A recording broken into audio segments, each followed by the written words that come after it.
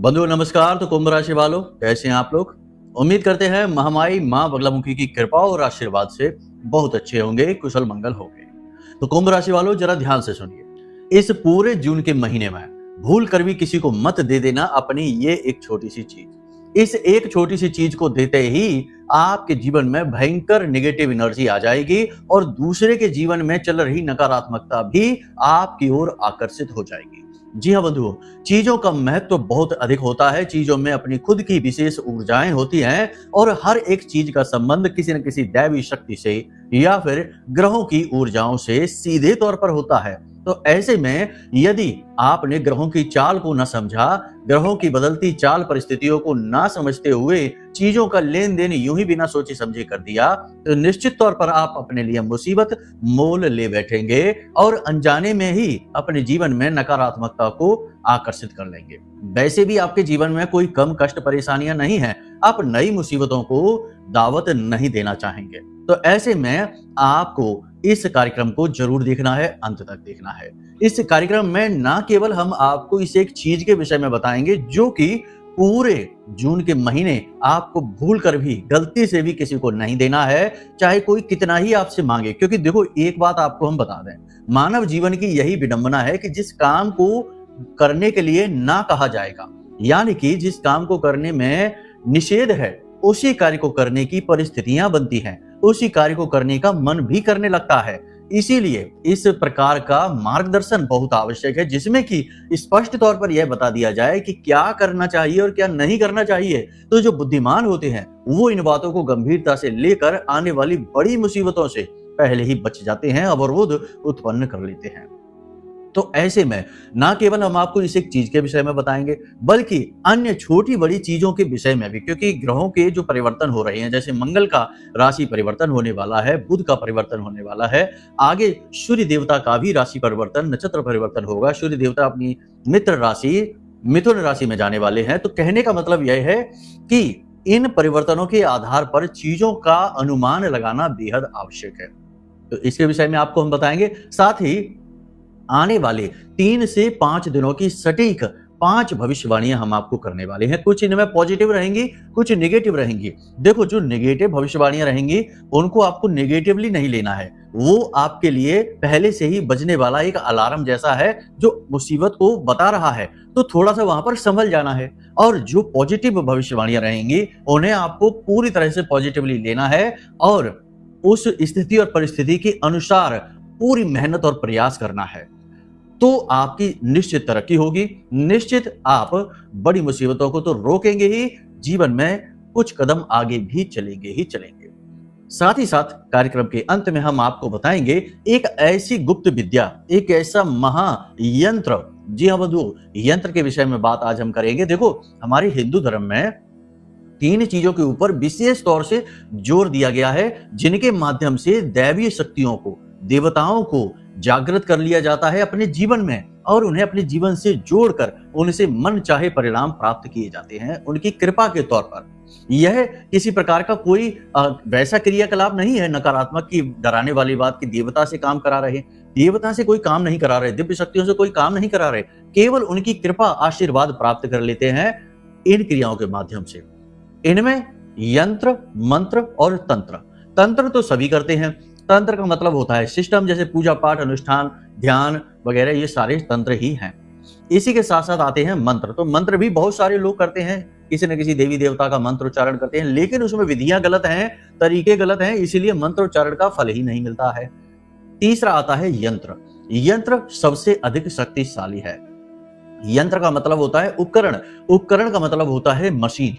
तो मशीन यानी कि किसी देवता की ऊर्जा को केंद्रित करने की मशीन। इसे हमारे ऋषि मुनियों ने इस पद्धति को खोजा और उन्होंने समझा कि कैसे, देखो, कोई देवी देवता की जब हम बात करते हैं तो वे कोई भौतिक शरीरधारी जीव नहीं है हमारी आपकी तरह। वे ऊर्जा हैं, एनर्जी हैं, और एनर्जी कई भागों में विभाजित हो सकती है। एनर्जी तीव्र भी हो सकती है और बहुत ही सौम्य भी हो सकती है, बहुत ही कम भी हो सकती है, बहुत ही ज्यादा भी हो सकती है। तो एनर्जी के कई रूप होते हैं। जैसे बिजली, जो इलेक्ट्रिसिटी है, वो भी एक एनर्जी है। तो एक छोटा सा बल्ब भी उससे जल सकता है और एक बहुत बड़ी ट्यूबलाइट भी उससे जल सकती है, जिससे बहुत सारा प्रकाश होगा। तो एनर्जी के कई रूप होते हैं। तो इसी प्रकार हमारे जो ऋषि मुनि हैं, जो कि पूरी तरह से वैज्ञानिक पद्धतियों के आधार पर खोजबीन रिसर्च करते थे, लेकिन उन्हें आध्यात्मिक रूप दिया करते थे ताकि लोग उनसे भावनात्मक तौर से जुड़ सके। तो उन्होंने यंत्र विधि को खोजा और यंत्रों के माध्यम से दैवी शक्तियों को आकर्षित करके उनकी सबसे जल्दी यानी बड़ी ही तीव्रता के साथ कृपा और आशीर्वाद प्राप्त करने की विधियां खोजी। तो इसी विशेष यंत्र के बारे में हम आपको बताने जा रहे हैं, जिसे आपको अंत तक अवश्य देखना है, यानी अंत में ही उसके विषय में चर्चा करेंगे। उस यंत्र से 3 बड़े काम होंगे आपके जीवन में और कुछ ही दिनों में यानी 2-4 दिन में ही ये काम दिखाई देने शुरू हो जाएंगे। पहला, आपके शत्रुओं का नाश हो जाएगा। कोई भी शत्रु, कैसा भी शत्रु, कहीं भी हो, छुपा हुआ हो, सामने हो, आपके ऊपर वार करने वाला हो, घात करने वाला हो, कैसा भी शत्रु हो, वह शांत हो जाएगा। मतलब कहने का यह है कि उसका अहित नहीं होगा, बस उसका ध्यान आपके ऊपर से हट जाएगा। इसे ही शत्रुनाश कहते हैं। वह अपने जीवन लीला में ही उलझा रह जाएगा। दूसरा, कि आपके जीवन में जो भी नेगेटिविटी है, यानी कि कर्जा बहुत है, नेगेटिविटी की वजह से ही ये होता है, ग्रह क्लेश है, किसी प्रकार का तंत्र मंत्र है, किसी प्रकार का बंधन है, किसी प्रकार की कोई नेगेटिव एनर्जी है जो आपको परेशान कर रही है, वह आपसे दूर भाग जाएगी। और तीसरा, माता रानी माँ लक्ष्मी की, अष्ट लक्ष्मी की विशेष कृपा आपको प्राप्त होगी। माता लक्ष्मी अलग अलग रास्तों से आपके जीवन में प्रवेश करेगी। जी हाँ, बड़े ही सौभाग्यशाली हैं आपकी महामाई की सीधी कृपा आप तक पहुंचेगी इस यंत्र के और विधि के माध्यम से। तो आपको इस कार्यक्रम को अंत तक देखना है, इस यंत्र को समझ लेना है, इसे बनाने की विधि बताएंगे, जागृत करने की विधि बताएंगे और अंत में आपको बताएंगे कि कैसे इसके पूरे के पूरे लाभ, श्रेष्ठतम लाभ आप प्राप्त कर पाएंगे। जी हाँ बंधुओं, तो बस उम्मीद करते हैं कि आप कार्यक्रम को अंत तक अवश्य देखेंगे ताकि आप उस विषय को जान सकें जो गूढ़ है, रहस्यमयी है और बहुत शक्तिशाली है। जी हाँ बंधुओं, तो चलिए अपने मूल विषय को शुरू करते हैं। महामाई को याद करते हुए कमेंट बॉक्स में पूरे भक्ति भाव के साथ लिख डालिए, जय मां बगलामुखी कृपा करो। महामाई निश्चित तौर पर आपके ऊपर कृपा कर चुकी हैं, तभी आप इस कार्यक्रम को देख रहे हैं। तो चलिए, यदि भाव माई के लिए बहुत गहरा है तो एक बार कमेंट बॉक्स में यह भी लिख दीजिए कि मैं भी माई के परिवार का हिस्सा हूं। महामाई निश्चित तौर पर आपके ऊपर कृपा कर रही हैं, आपको अपना लाड़, दुलार और प्रेम दे रही हैं और यह आने वाले समय में आपको स्वयं भी पता चलने वाला है संकेतों के माध्यम से। तो चलिए अपने मूल विषय को शुरू करते हैं। प्यारे मित्रों, हमारे अत्यंत प्रिय और परम पूज्य अमिताचार्य जी के पास माँ बगलामुखी और माँ भद्रकाली की साधनाओं का वर्षों का अनुभव है और माता रानी की इनके ऊपर पूर्ण कृपा और सिद्धि है। आचार्य जी ने अपने सटीक कुंडली विश्लेषण और श्रेष्ठतम उपायों के माध्यम से हजारों लोगों के जीवन को खुशियों से भरा है। आचार्य जी का कुंडली विश्लेषण और उपाय करवाने का तरीका इतना अद्भुत है कि जीवन के हर एक दुख और कष्ट का कारण जड़ से ही समाप्त हो जाता है।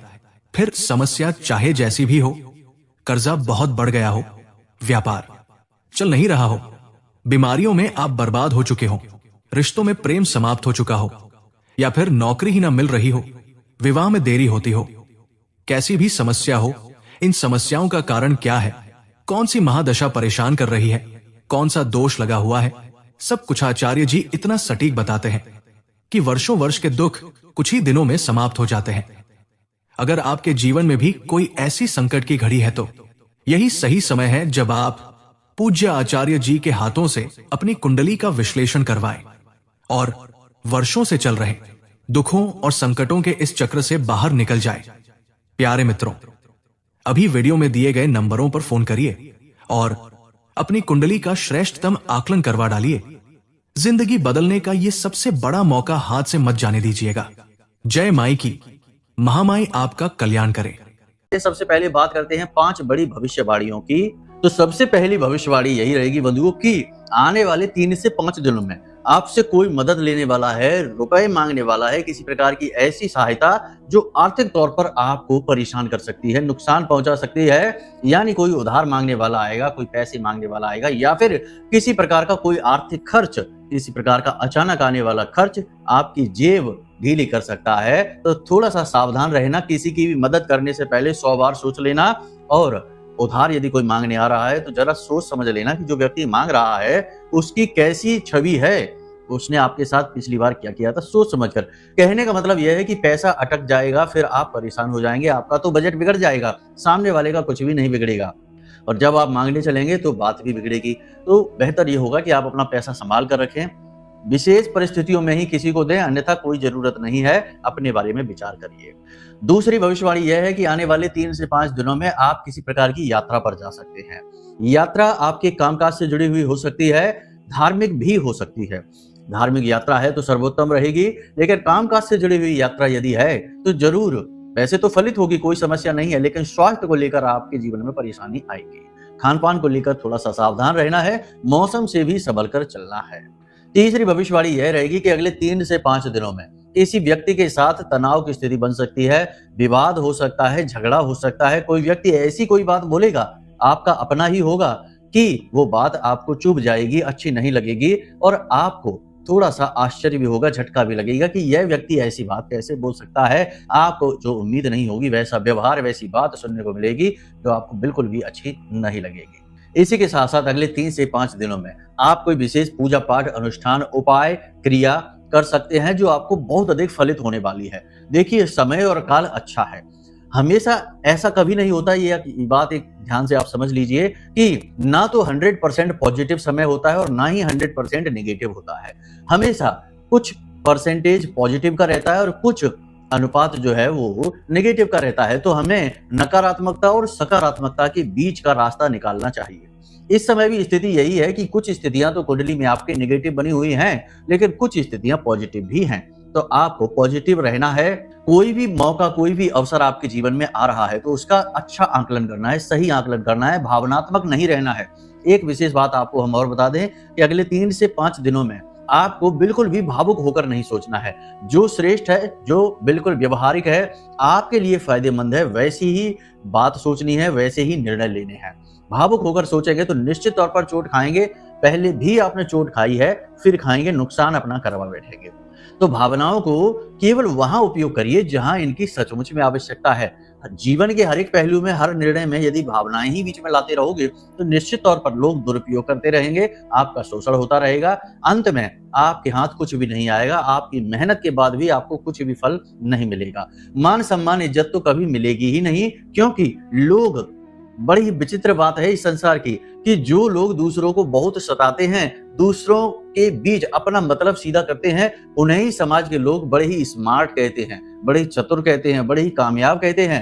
हालांकि वे लोग कुछ न कुछ अंदर ही अंदर दुष्ट प्रवृत्ति भी रखते हैं, केवल और केवल अपने बारे में सोचते हैं, स्वार्थी विचारधारा रखते हैं, लेकिन वे कामयाब होते हैं।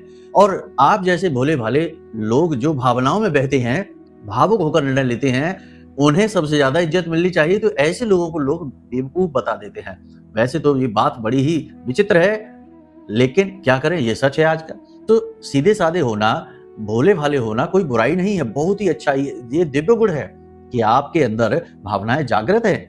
आजकल के इस पूरी तरीके से प्रैक्टिकल समाज में, जिसे कहते हैं व्यवहारवादी समाज हो गया, जिसमें सिर्फ लेन देन के लिए लोग एक दूसरे के साथ जुड़े हुए हैं, ऐसे में आप दिल से जुड़ना चाहते हैं, लेकिन समय की मांग है कि अब आप थोड़ी सी चतुराई लेकर आइए, चालाकी लेकर आइए और अपने बारे में विचार करना सीखिए, क्योंकि आप इस तरह तो पीस जाएंगे, ये समाज आपको पीस डालेगा, आपका दुरुपयोग करता ही रहेगा। तो थोड़ा सा अलर्ट रहना है। अगली भविष्यवाणी यह है कि आपको पेट से जुड़े रोग परेशान कर सकते हैं, सिर में भी दर्द और तकलीफ रह सकते हैं, शरीर के किसी न किसी विशेष भाग में लगातार दर्द रहेगा, तकलीफ रहेगी। तो थोड़ा सा आपको अपनी सेहत के बारे में ध्यान देना है। खान पान टाइम से करना है, समय से करना है खान पान, और मेहनत उतनी ही करिए जितनी आप सहन कर सकते हैं। देखिए, मेहनत करने के तरीके होते हैं। ऐसा होता है कि आप काम करने में जब आते हैं तो उस समय तो आप सब कुछ भूल जाते हैं, खान पान के विषय में भूल जाते हैं, अपनी सेहत के बारे में, अपना ख्याल रखना ही भूल जाते हैं। तो ठीक है, ये अच्छी बात है, कभी कभी तो हो जाता है, लेकिन लगातार लंबे समय तक ऐसा चलता है तो शरीर में कष्ट उत्पन्न होने लगते हैं। वही स्थिति बनने वाली है, तो थोड़ा सा अपना ख्याल भी रखिए। इसी के साथ साथ आपको हम बता दें कि अगले 3 से 5 दिनों में वाहन आपको बहुत संभल कर चलाना है, सतर्कता के साथ चलाना है, भारी मशीनरी से थोड़ा सा अलर्ट रहना है, दूर रहना है, और पैसे के लेन देन को लेकर अलर्ट रहना है, सावधान रहना है। अपनी कीमती चीजें, महंगी चीजें संभाल कर रखनी है, खासतौर से इलेक्ट्रॉनिक चीजें और आभूषण जो हम पहनते हैं, सोने चांदी की चीजें हैं, इन्हें संभाल कर रखना है। खोने का खतरा है, इनके टूटने फूटने का, नुकसान होने का खतरा है। साथ ही लोगों की चतुराई से आपका दुरुपयोग होने का खतरा है। लोग चालाकी से आपका दुरुपयोग करेंगे, आपके समय, आपकी ऊर्जा, आपका पैसा बर्बाद कर देंगे, तो थोड़ा-सा अलर्ट रहने की आवश्यकता है। अंत में बस इतना ही कहना चाहेंगे कि समय बहुत अच्छा है, कोई बुरा समय नहीं है, परंतु आप अपने बारे में जब तक ख्याल करना नहीं सीखेंगे, थोड़े से अलर्ट रहना नहीं सीखेंगे, तब तक आप कष्ट में ही रहेंगे। साथ ही आपके अंदर सद्गुण बहुत हैं, दुर्गुण कम हैं। तो हम ये नहीं कह रहे कि आप दुर्गुणी हो जाइए, हम बस ये कह रहे हैं कि आप अपने बारे में विचारशील बनिए। दुनियादारी के बारे में तो आप बाद में सोचिए, पहले स्वयं के बारे में। पहला सुख है निर्मल काया, दूजा सुख है घर में माया। तो आपको अपने बुजुर्गों के द्वारा किए गए प्रवचनों का, ज्ञान का विचार करते हुए जीवन को जीना है। ठीक है? बाकी आप अपने स्व-विवेक का प्रयोग करिए, ये तो सबसे ज़्यादा ज़रूरी है ही। मार्गदर्शन करना हमारा काम है, हमारी बातों को अन्यथा गलत ना लेना बिल्कुल भी। हम ये नहीं कह रहे कि आप अनैतिक हो जाइए, हम बस ये कह रहे हैं कि अपनी सुरक्षा करना सीखिए, अपना बचाव करना सीखिए। बहुत हो गया आपका दुरुपयोग, शोषण। ठीक है? तो चलिए बंधु, अब बताते हैं आपको चीज़ों के विषय में। देखो, 3-4 चीज़ें हैं जिनको तो आपको भूलकर भी किसी को लेन-देन नहीं करना है। इत्र, परफ्यूम ना तो किसी से लेना है, ना देना है इस पूरे जून के महीने में।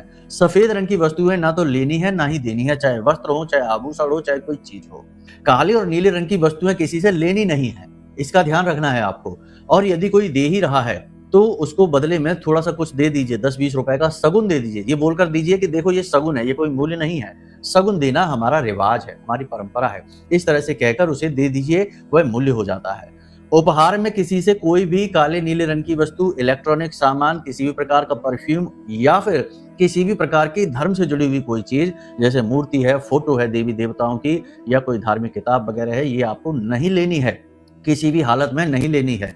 यदि कोई आपको दे ही देता है तो शगुन के कुछ 10-20 रुपए उसको अवश्य दे देना, ये नियम होता है। हमारे बड़े बुजुर्गों ने जो शगुन के रुपए देने का जो नियम बनाया, शगुन का जो नियम बनाया, वो यही तो है। इससे चीजों का दोष समाप्त हो जाता है। मानकर चलते हैं कि किसी ने आपको कोई मोबाइल फोन दे दिया या फिर कोई ऐसी चीज दे दी जो राहु से जुड़ी हुई है, तो राहु के दोष निश्चित तौर पर उसके जीवन में जो है वो आपके जीवन में आएंगे। पापी ग्रह से जुड़ी हुई कोई चीज उसने आपको दे दी तो उसके जीवन में जो उसके दोष चल रहे हैं वे दोष आपके जीवन में आ जाएंगे। लेकिन यदि आपने शगुन दे दिया, शगुन मतलब कि कुछ रुपए, अभी हमने आपको बताया, जैसे आपने वो दे दिया तो उसके दोष वहीं निरस्त हो जाते हैं, क्योंकि फिर आपने उस चीज का जो है विनिमय किया है, यानी कि उसका आपने मूल्य दिया है। और जब मूल्य दे दिया आपने तो फिर वो चीज आपने खरीद ली, वो आपकी हो गई, फिर वो उपहार नहीं है।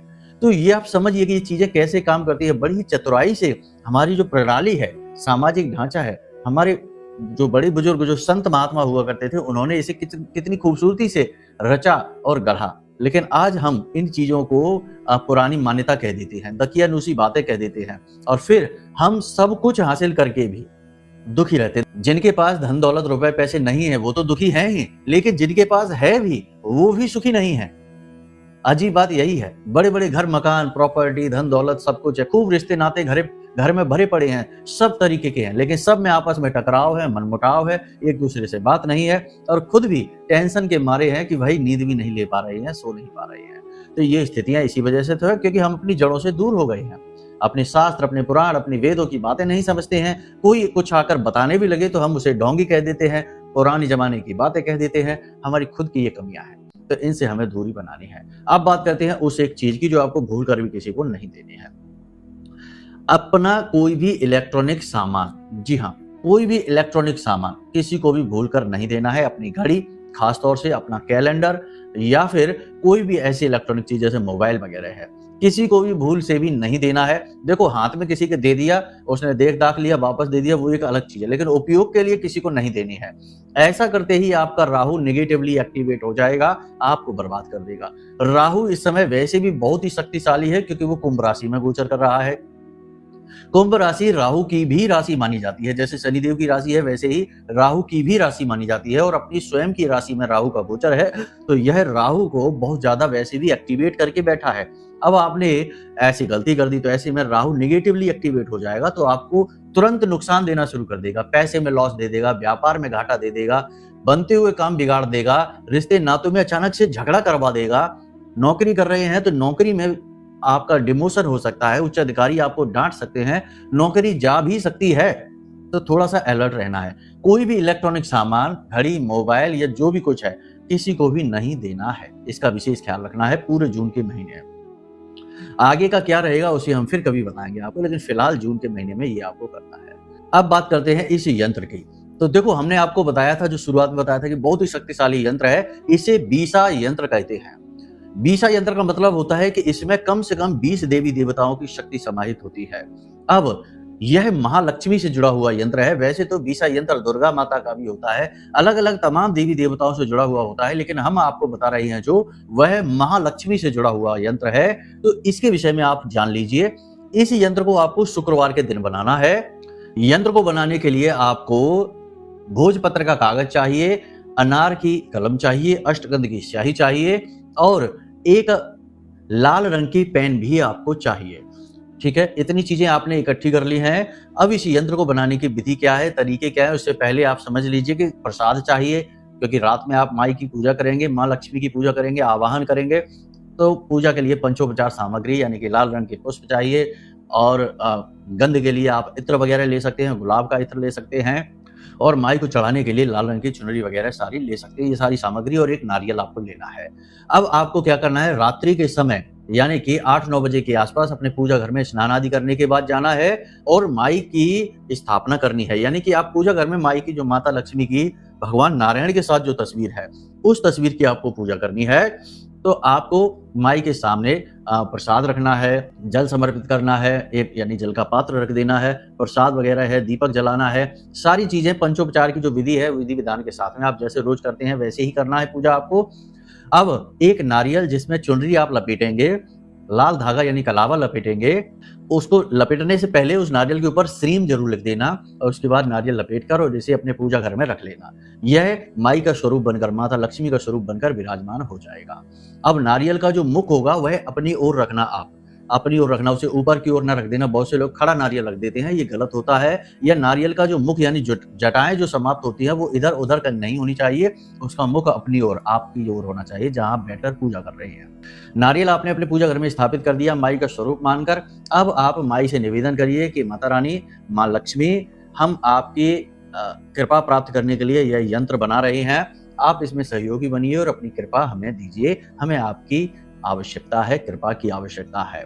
इस प्रकार निवेदन करने के बाद आप भोजपत्र का जो कागज है, यंत्र वीडियो में आपको दिखाई दे रहा है, इसी के अनुसार इसका स्क्रीनशॉट ले लो आप। ठीक इसी के अनुसार आप इस यंत्र को बनाना शुरू करेंगे।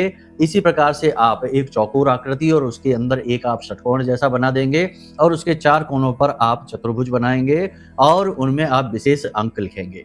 अंकों में आपने देख ही लिया है, जो आपको फोटो दिख रहा है उस फोटो में आप देख ही रहे हैं कि इसके बीचों बीच में आपको 3 लिखना है। फिर जो अंक जिस प्रकार से आपको बताए गए हैं, जैसे कि 7 है, 9 है, 8 है, 10 है, इसी प्रकार से आपको ये अंक लिख देने हैं और इन्हीं अंकों के आधार पर आपको नीचे यानी कि इसके नीचे जो यंत्र आपने लिखा है, इसके नीचे जैसे ये मंत्र लिखा हुआ है, ऐसे ही आपको लाल रंग की पेन से ये मंत्र लिख देना है। मंत्र हम आपको बोलकर भी बता देते हैं। ओम ह्रीम श्रीम क्लीम महालक्ष्म्यै नमः। इस प्रकार से आपको ये मंत्र भी लिख देना है। तो ये आपका बीसा यंत्र पूर्ण हो जाता है। अब इस बीसा यंत्र को आपको सफेद कागज में, ऊपर नीचे सफेद कागज में रखकर और माता लक्ष्मी की फोटो जो है उसके नीचे रख देना है, यानी माई के चरणों में रख देना है और माई से प्रार्थना करनी है कि माई आप हमारे ऊपर कृपा करें, हमारे जीवन से दुख तकलीफ दर्द समाप्त करें। और इस यंत्र को आप जब रख दें शुक्रवार के दिन, तो एक छोटी सी क्रिया और है जो हम आपको बताना भूल गए कि शुक्रवार के दिन सुबह के समय आप छोटी 5, 7, 9 कन्याओं को, जो 9 वर्ष की से कम उम्र की हों, ऐसी कन्याओं को मीठी खीर अवश्य खिला दें। यानी कि इसको कन्या को भोजन कराने से शुक्र की कृपा प्राप्त होती है, माता लक्ष्मी की विशेष कृपा प्राप्त होती है और आपके द्वारा किया गया कार्य सिद्ध हो जाता है। तो कन्याओं की संख्या आप हमने आपको बता दिया है कि 5, 7, 9, 11 इस प्रकार से ही रख सकते हैं। जैसी भी आपके पास व्यवस्था हो, तो कन्याओं को मीठी खीर खिलाएं और उन्हें सफेद रंग का एक रुमाल उपहार में, गिफ्ट में जरूर दे दें। उसके बाद रात्रि के समय इस बीसा यंत्र को बना लें और इसे माई के चरणों में स्थापित कर दें। बस इतना सा आपको करना है। आपका उद्धार हो जाएगा। माता लक्ष्मी, अष्टलक्ष्मी आपके जीवन में प्रवेश कर जाएंगी और धीरे धीरे आपकी धन की उन्नति होने लगेगी। पैसे को लेकर संकट, परेशानियां जो हैं दूर होने शुरू हो जाएंगे।